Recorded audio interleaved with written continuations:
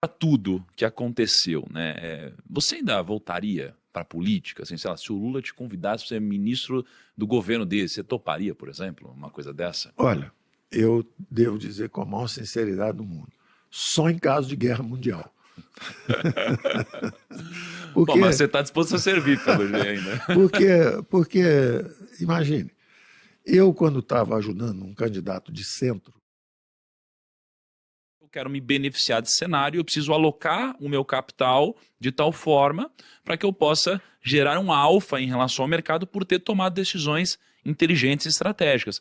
Então, daqui a pouco eu vou querer discutir um pouquinho sobre, de acordo com o cenário de hoje, o cenário que está se formando, o que talvez fazer com o nosso portfólio para talvez surfar uma onda interessante ou talvez minimizar o seu risco. Então, daqui a pouco eu vou querer aprofundar nisso. Tá? Só que antes eu queria entender um pouquinho mais ainda sobre o panorama atual do Brasil, tá? Porque hoje a gente, pô, você mais do que ninguém sabe de muitas das coisas dos bastidores, obviamente, né? E existe uma transição que está acontecendo barra aconteceu, né? Então assim, se eu fosse olhar hoje, né, de uma forma geral, né, assim, para o que está acontecendo, tá? Em termos políticos, Brasil, etc. O que você poderia citar como 3 pontos positivos e 3 pontos negativos sob a ótica, talvez, do que está acontecendo na liderança do Lula hoje ou no Brasil de uma forma geral? Assim, o que você destacaria como 3 pontos positivos, 3 pontos negativos hoje? os 3 pontos positivos do momento, do cenário atual, eu diria, foram confirmações de teses que eu defendi os últimos anos. Eu sempre disse que o Brasil tem uma democracia barulhenta, porém robusta, ela está em transição.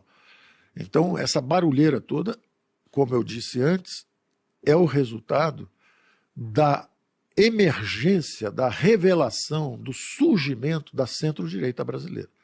Existem os conservadores, são muito importantes, pensam em família, pensam em valores, pensam em meritocracia, pensam em trabalho, produtividade, pensam em religião, pensam em Deus, pensam no país. Existe um trabalho clássico do Max Weber, sociólogo, O Capitalismo e a Ética Protestante. Então, países anglo-saxões que tiveram um desenvolvimento relativamente rápido do ponto de vista econômico, ele associava a ética do protestantismo. Cuida da sua família, trabalhe duro, faça bem aos outros, valores, princípios. Então, essa base, digamos assim, do conservadorismo, está na base do Partido Republicano Americano, está na base dos conservadores na Inglaterra, está na base do democrata cristão, por exemplo, na Alemanha. Essa visão de mundo sempre foi muito produtiva, ela sempre foi muito construtiva socialmente. Ao contrário do marxismo, que baseado numa teoria do valor-trabalho obsoleta, errada, acha que para alguém ganhar, outro tem que ser explorado, que é falso, é completamente falso. Quanto mais capital, nós vamos aprender isso, por exemplo, no curso, quanto maior a acumulação, o ritmo de acumulação de capital, por isso que eu queria fazer uma previdência com regime de capitalização, porque quanto mais rápido o ritmo de acumulação de capital, muito maior a produtividade do trabalhador. O exemplo clássico, se você sozinho, se for um jardineiro, for trabalhar, você fica 2 dias arrancando a grama com as mãos. Se botar um pouquinho de capital na sua mão, uma tesoura de cortar a grama, você já faz um jardim em 1 dia. Se botar uma máquina de cortar grama, quer dizer, mais capital e tecnologia na sua mão, você faz 3, 4 jardins num dia só e recebe um salário muito maior. Então, quanto maior a acumulação de capital, as inovações tecnológicas, muito maior a produtividade do trabalhador e melhor o resultado. Então, não existe esse antagonismo entre empresa e trabalhador, é o contrário. A empresa é onde se reúnem os talentos complementares, aumenta a produtividade de todo mundo e tem um resultado para todos. Então, os países que perceberam isso, e eu acho que essa é uma experiência positiva que o Brasil está vivendo, é perceber a força do sistema econômico quando você deixa o sistema de preços, os empreendedores, os valores emergirem. Tudo isso é muito bom para um ambiente democrático arejado. Então, eu diria que o Brasil teve um grande despertar depois de 30 anos só de centro-esquerda, que é o Saci Pererê que eu dizia, pulava só numa perna. Nós estamos aprendendo a caminhar com as duas pernas. Mas estamos caminhando e caindo. Volta e meia tem uma gritaria, sobe o tom, tem excessos cometidos de um lado e de outro. Então isso não é bom. Os excessos têm que ser contidos. Mas o Brasil está aprendendo a caminhar com esse, digamos, espectro político muito mais amplo e muito mais na direção do caminho da prosperidade. Eu acho que entre uma economia fechada, nós fechamos o Brasil nos últimos 30 anos, uma economia aberta, que é o que nós estamos querendo, fizemos vários acordos comerciais, a produtividade vai ser maior, o crescimento vai ser maior, os impostos mais baixos. Então, um primeiro ponto positivo que eu digo é o Brasil segue nessa transição em direção à democracia e mercados. Tudo precisando de aperfeiçoamento. Então, se você disser assim, está tudo funcionando bem, não. Tem muito barulho, tem muita suspeita, tem muita fumaça, tem que ser mais transparente o tempo inteiro, tem que acontecer. Então, nós temos que seguir nesse rumo de transição. Segunda observação do ponto de vista econômico é que realmente, quando houve a crise, apesar da barulheira toda econômica, do ponto de vista de resposta, apesar de toda a barulheira política, eu chamava a atenção disso o tempo inteiro, a resposta econômica foi muito vigorosa. O nosso regime funcionou para dar resposta econômica. Por um lado, como tinha um Ministério da Economia, em vez de 4 ou 5 ministérios, como tinha antigamente, foi tudo em alta velocidade. Imagina se o ministro da Fazenda, para desenhar o programa de Auxílio Brasil, a renda básica do Milton Friedman, quer dizer, se você quiser, foi a maior redução de pobreza em 40 anos. Em 1 ano e meio nós conseguimos. Por quê? Porque demos dinheiro na veia, no bolso do pobre. Ele não tinha que ir para um ministério, para passar por um banco público, para depois virar um empréstimo para um empresário que no finalzinho você leva um sorvete no deserto, chega só a casquinha no trabalhador. Nós fizemos uma transferência direta de renda e por Pix. Ainda fizemos um avanço digital. O Brasil ficou como o terceiro melhor governo digital do mundo. E o primeiro das Américas, na frente do Canadá, na frente dos Estados Unidos. O Brasil fez uma revolução digital. E nós fizemos essa transferência de renda, um ataque fulminante. Imagina se tivesse que o ministro da Fazenda pedir para o ministro do Planejamento fazer o orçamento, e aí depois tivéssemos que ligar, por exemplo, eu tive que reduzir as tarifas de importação de 1.500 produtos médicos hospitalares para trazer remédio, ao mesmo tempo de travar as exportações de ventiladores pulmonares, ao mesmo tempo de encomendar ventiladores pulmonares para 2, 3 empresas. Isso era um espaço do Ministério de Indústria e Comércio. Se tivesse Indústria e Comércio, a Fazenda tinha que pedir autorização, depois o Planejamento ia fazer a verba, depois o Indústria e Comércio ia ver se podia autorizar. Como estava tudo comigo, era disparar de manhã, de tarde e de noite, disparar de manhã, de tarde e de noite. E as coisas aconteciam em alta velocidade. Quer dizer, nós conseguimos fazer tudo isso com uma velocidade imensa, porque o sistema reagiu. E eu tive a ajuda de vários atores. Eu tive a ajuda do Supremo Tribunal, eu tive a ajuda do TCU, eu tive a confiança do presidente o tempo inteiro, eu tive a ajuda de parlamentares, Câmara de Deputados, Senado. O sistema funcionou na resposta. Politicamente, o pau comeu. Todo mundo brigou com todo mundo. Mas o Brasil, do lado de lá, saiu porque todo mundo remou. Apesar de todo mundo dando tiro a bordo, estava todo mundo remando. Com o braço esquerdo, todo mundo remando. Com o braço direito, todo mundo dando tiro e vice-versa. Mas o sistema reagiu. E o Brasil surpreendeu. Como eu disse nos palcos internacionais. Eu ia à reunião do G20, eu ia à reunião de Davos, e o Brasil vai surpreender. O Brasil vai surpreender. Nós somos uma democracia resiliente, nós somos uma economia forte, nós vamos reagir, nós vamos sair mais rápido. Então, as previsões que eles faziam, o Brasil, o PIB vai cair 9,7%, previsão do FMI. Eu pedi o FMI para ir embora e passear. Vai para lá, porque nós não estamos com empréstimo. Você não precisa ter uma missão do FMI se você não estiver tomando empréstimo. Então, eu convidei-os amistosamente a ir embora, porque eles estavam atrapalhando o nosso combate, contaminando a expectativa, dizendo que ia cair 9,7%, quando eu sabia que o Brasil estava reagindo muito mais rápido. Então, também, a ideia de que o Brasil tem agora uma democracia mais rica, mais vibrante, porque surgiu agora a outra metade do Brasil que estava escondida. A ideia, o segundo ponto positivo, que nós conseguimos reagir a uma crise, foi uma guerra mundial. E o Brasil saiu bem, saiu bem.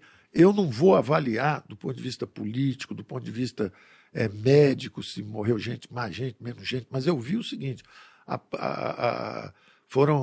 o Brasil vacinou todo mundo em alta velocidade, tem muita crítica, eu sei que tem toda essa discussão, mas quando você vai ver os números, o Brasil, ao longo de 2, 3 meses, a partir do momento que a vacina ficou pronta, o Brasil ultrapassou, tirando poucos países nórdicos, alguns até deram liberdade para vacinar ou não, tirando esses temas mais complexos, a verdade é que o Brasil imunizou a população inteira. Todo mundo que quis tomar vacina, tomou vacina e está tudo certo. Então nós tivemos uma resposta muito vigorosa à crise, muito forte. O Brasil em transição, em direção à economia de mercado e uma democracia mais robusta, precisa de mais transparência, precisa de mais menos barulho e mais efetividade na parte política. Resposta econômica vigorosa, foi um segundo ponto também, que eu apostava que o Brasil sairia bem. Agora, se eu for olhar para os pontos negativos... E o terceiro ponto é que nós estamos nos rumos, o Brasil está no caminho da prosperidade.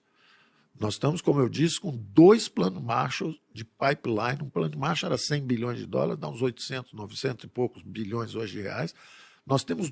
O plano Marshall reconstruiu a Europa no pós-guerra. Nós temos 2 planos Marshall encomendados para os próximos 10 anos. Está tudo no lugar. Nós temos 5 mil municípios que estão refazendo seus 3 pontos positivos.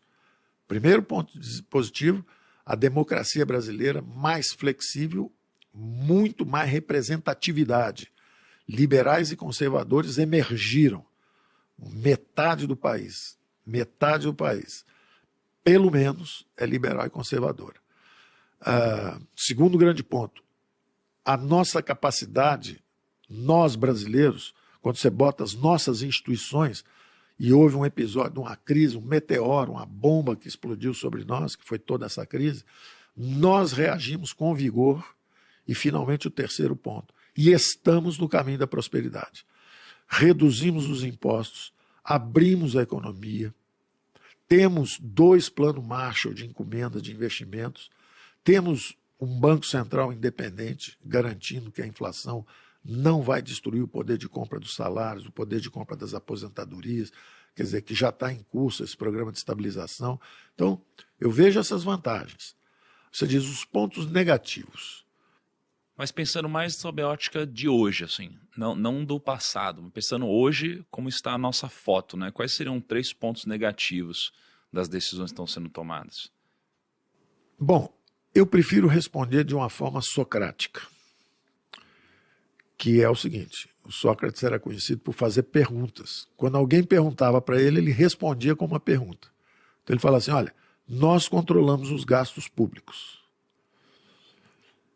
Isso é o caminho da prosperidade, mais eficiência, mais foco nos gastos públicos. Se você estiver aumentando os gastos públicos, pense sobre isso.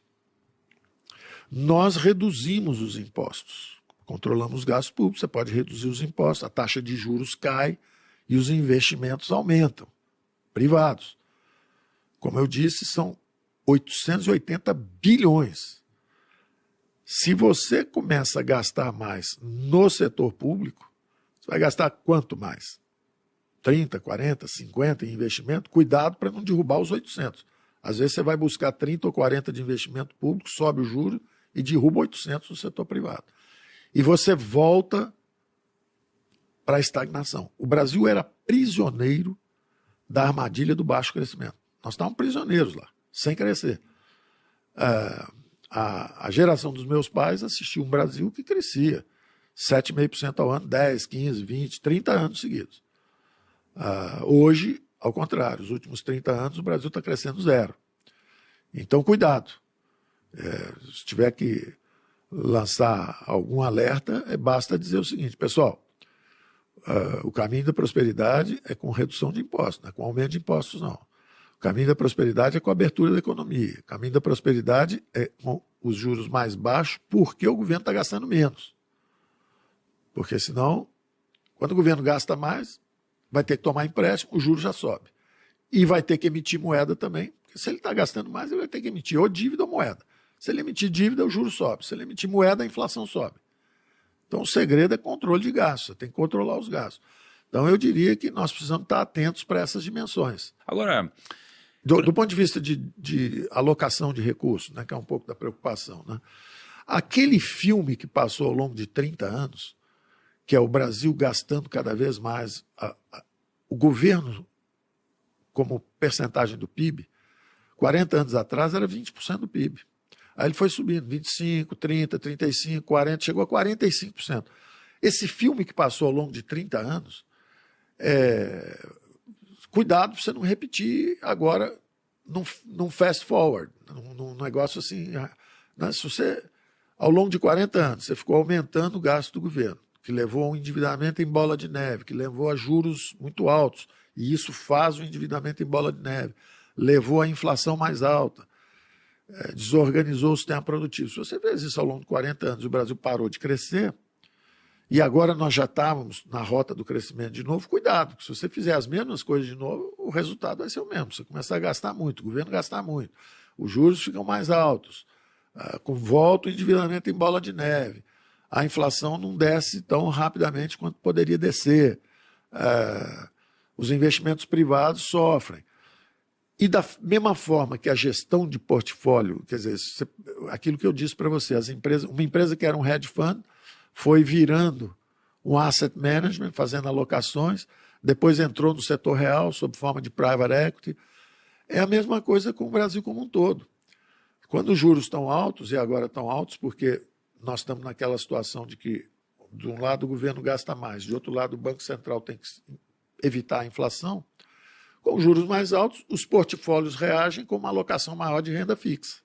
Vem todo mundo um pouquinho mais para a renda fixa. E aí você vê que o mercado, a Bolsa, sofreu um pouco no início. Aí agora com a perspectiva de que os juros podem cair ali na frente, porque o governo vai atacar o problema fiscal, aumentando os impostos. Do ponto de vista fiscal, o Banco Central, como a inflação está caindo, se o governo aumentar os impostos, o déficit diminuir, os juros podem cair por duas razões. Primeiro, porque a inflação está caindo, e segundo, porque o déficit vai diminuir.